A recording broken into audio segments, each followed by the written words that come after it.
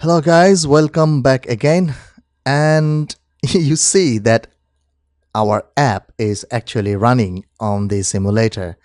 And you might be thinking that we were actually facing a problem in the previous lecture, right? And you might be thinking that I have solved the problem. Well, do you want to know how I solved the problem? The answer is very, very simple. I just rerun this application one more time. And that's it.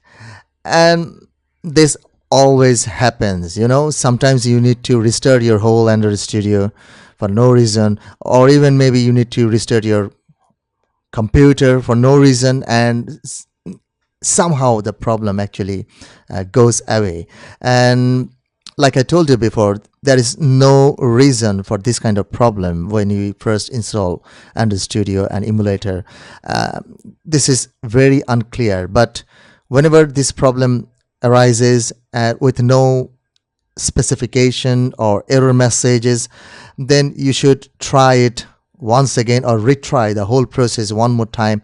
And if the problem still persists, then normally what you do is we go to our favorite browser with the problem and then search and hit and search, and then go to Stack Overflow and for other solutions. Even we ask Gemini or ChatGPT for the solution. So this will go on and on in your development life cycle.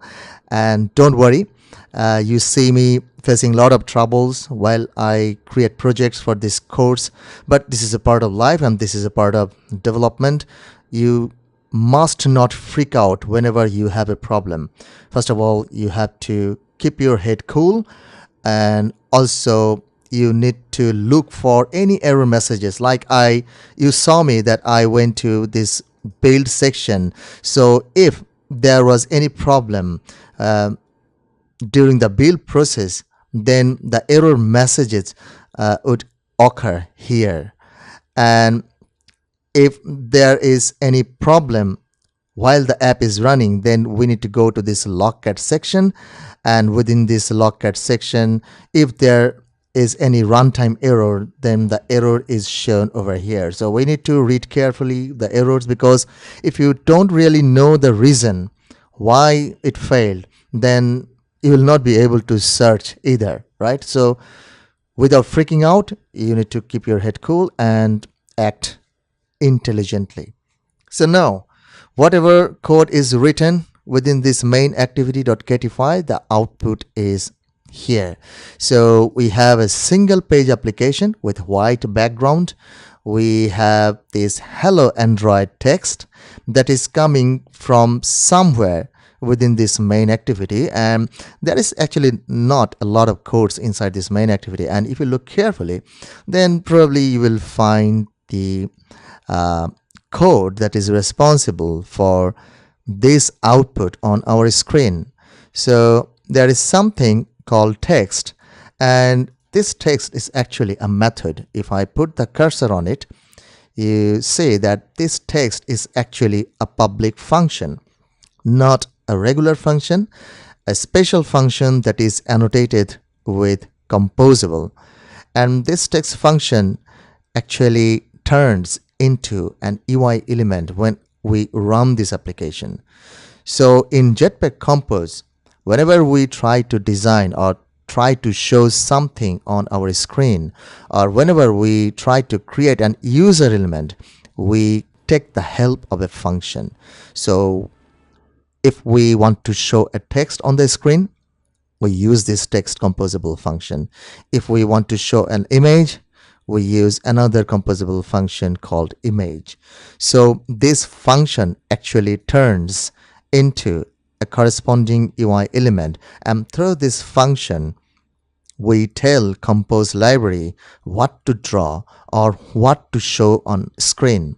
So through this text function, we are telling Compose library that I want to show this text hello and a variable, and this function, this greeting function, actually being called within this or from here. So whenever we are calling this greeting function, we are passing a name for Android, and then this value is stored as a parameter of this function here, and we are simply showing the name. And for example, we can change the name over here. For example, let me change the name to Hello Earth and put an exclamatory sign. And if I now run this application one more time by pressing this reload button, and within few seconds this app will rebuild and will be installed on the simulator, and now we will see a different text which says Hello Earth. So we just have modified our starter code, and we change the output by changing a name that should be printed on our screen. So before I close this lecture, I want to take you to a special file. I'm going to open this project tab, and I'm going to take you to this libs.versions.toml file.